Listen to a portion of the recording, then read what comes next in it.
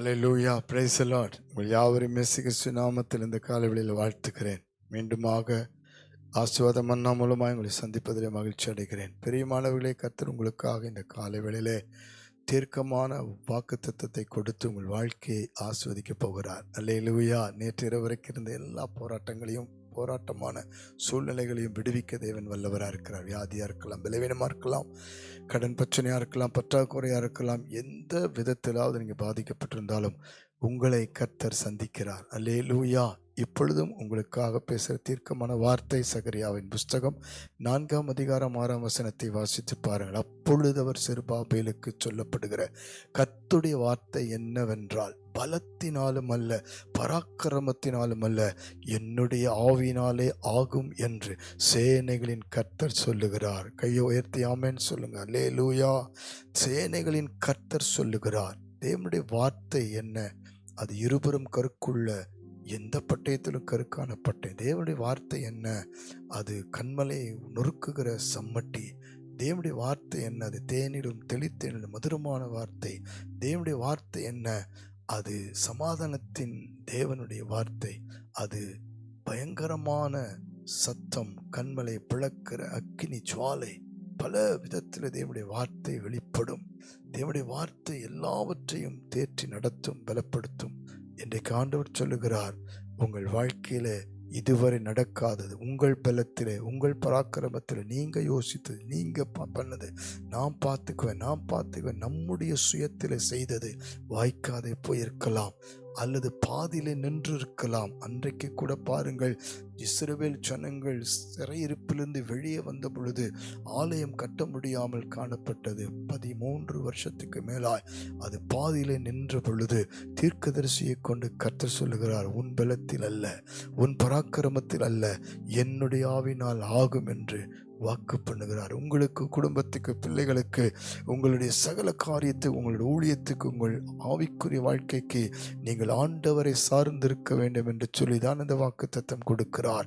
இதுவரைக்கும் எவ்வளவு தடை வந்தாலும் பரவாயில்லை, எவ்வளவு பிரச்சனை சத்துரு கொண்டு வந்தாலும் பரவாயில்லை, பிசாசின் ஆவிகள் சில போராட்டங்களை கொண்டு வந்தாலும் சரி, அல்லது உங்களை சுற்றி இருக்கிறவர்கள் என்ன பிரச்சனையை கொண்டு வந்து நிறுத்தி இந்த காரியத்தை செயல்பட விடாமல், உங்கள் குடும்பத்தை முன்னேற விடாமல், உங்கள் ஊழியத்துக்கு எதிராக செயல்பட்டு பல விதத்தில் உங்களை பெயரை கெடுக்கும்படி, உங்களுடைய வாழ்க்கையை மாற்றும்படிக்கு, உங்கள் சாட்சியை கெடுக்கும்படி பல விதத்திலே, உங்களுடைய வேலை ஸ்தலத்திலே, உங்களுடைய குடும்பத்திலே, குடும்ப வாழ்க்கையில, கணவன் மனைவிக்குள், சொந்த பந்தத்திலே பல விதத்திலே பிரச்சனை உண்டு பண்ணி கொண்டிருக்கலாம். கவலைப்படாதீர்கள். உங்கள் பலத்திலே போராடி சோர்ந்திருக்கிறீர்களா? உங்களுடைய பராக்கிரமத்தை நம்பி நீங்கள் ஒன்றும் செய்ய முடியாமல் ஸ்தம்பித்திருக்கிறீர்களா? கவலைப்படாதீர்கள். ஆவியானவரால் எல்லாம் ஆகும். அல்லேலூயா. சேனைகளின் கர்த்தர் என்றால் யுத்தம் பண்ணுகிறவர், உங்களுக்காக யுத்தம் பண்ணுவார். சேனைகளின் கர்த்தருடைய வார்த்தையை விசுவாசிக்கிறீர்களா? அந்த வார்த்தையை சொல்லுங்கள். என் பலத்தில் அல்ல, பராக்கிரமத்தில் அல்ல, இனி உம்முடைய ஆவினால் ஆகும் என்று சொல்லுங்கள். ஒவ்வொரு காரியத்திலும் கர்த்தருடைய ஆவியானவர் கிரியை செய்வார். அல்லேலூயா. உலர்ந்து போன எலும்புகள் மத்தியில் ஆவியானவர் கிரியை செய்தார். செங்கடல் மத்தியில் ஆவியானவர் கிரியை செய்தார். யோர்தான் பிரவாகித்து வந்த பொழுது ஆவியானவர் கிரியை செய்தார். பல விதங்களில் பிசாசின் பிடியில் உள்ளவர்கள் மத்தியில் ஆவியானவர் கிரியை செய்தார். பல விதத்தில் ஆவியானவர் கிரியை செய்தார். யாருக்குள்ளெல்லாம் ஆவியானவர் காணப்படுகிறாரோ அவர்களுக்குள்ளிருந்து அவர்கள் பலம், பராக்கிரமம் இல்லை, ஆவியானவரே கிரியை செய்வார்.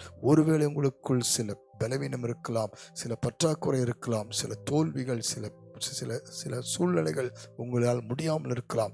கவலைப்படாதீர்கள். உங்களுக்குள் இருக்கிற ஆவியானவர் எல்லாவற்றையும் மேற்கொள்ளும்படி உதவி செய்வார். நீங்கள் ஜெயம் பெறும்படி அற்புதமான மாற்றத்தை கொடுப்பார், பலன் கொடுப்பார், கிருபை கொடுப்பார், திடமனதை கொடுப்பார், வெற்றியை கொடுப்பார். நீங்கள் பண்ண வேண்டிய யுத்தத்தை ஆவியானவர் செய்வார். நீங்கள் பேச வேண்டிய இடத்துல ஆவியானவர் பேசுவார். உங்களுக்காக அவர் முன் சென்று காரியங்களை நடப்பிப்பார். கண்களை மூடி ஜெபிக்கலாமா? பரலோக பிதாவே, ஆவியானவரால் எல்லாம் ஆகும் என்று விசுவாசித்து இந்த காலை வேளையில் ஜெபிக்கிற அத்தனை பிள்ளைகளையும், வாலிப பிள்ளைகளையும், கணவன் மனைவியும் பிள்ளைகளையும், ஆண்டவருக்காக ஊழியம் செய்கிற பிள்ளைகளையும் உம்முடைய கரத்தில் வைத்து ஜெபிக்கிறேன். எல்லா பலமும், எல்லா பராக்கிரமும் சோர்ந்து போனாலும், தோற்று போனாலும், முடியாமல் போனாலும் உம்முடைய ஆவியானவர் உயிர்ப்பிக்கிற வல்லமை, எழுப்புகிற வல்லமை, திடப்படுத்துகிற வல்லமை, ஆசீர்வதிக்கிற வல்லமை, விடுவிக்கிற வல்லமை இறங்கும்படி ஜெபிக்கிறோம்ப்பா. பிசாசு ஆண்டவரே எந்தெந்த விதத்தில் முடியாது என்று சொல்லி சொல்லப்பட்ட காரியங்கள் உமது ஆவியினால் முடியும் என்று சொல்லி அறிக்கையிட்டு ஜெபிக்கிறோம்ப்பா. எல்லா அஸ்திபாரங்கள், சத்துருவின் அஸ்திபாரங்கள் உடைக்கப்படுவதாக. மாம்சங்கள், சுயங்கள், எல்லாம் மேட்டிமைகள், பெருமைகள் உடைக்கப்படுவதாக. ஆவியானவரால் எல்லாம் ஆகும்படி கர்த்தர் நிரப்பும்படி ஜெபிக்கிறேன். இந்த வேளையிலிருந்து எல்லாவற்றையும் பொறுப்பெடுத்துக் கொள்ளும், வழிநடத்தி ஆசீர்வதியும். உம்முடைய ஆவியானவரை நாங்கள் எந்த விதத்திலும் ஆண்டவரே உறுதியாய் பற்றி கொள்ள உதவி செய்யும், அவரை சார்ந்து கொள்ள உதவி செய்யும். கிருபை மறைக்கட்டும். இயேசு கிறிஸ்துவின் நாமத்தினாலே தாழ்மையோடு அர்ப்பணித்து ஜெபிக்கிறோம் ஜீவனுள்ள நல்ல பிதாவே. ஆமேன், ஆமேன், ஆமேன். God bless you. ஒவ்வொரு நாளும் ஆவியானவரை சார்ந்து கொள்ளுங்கள், எல்லாம் ஆகும்.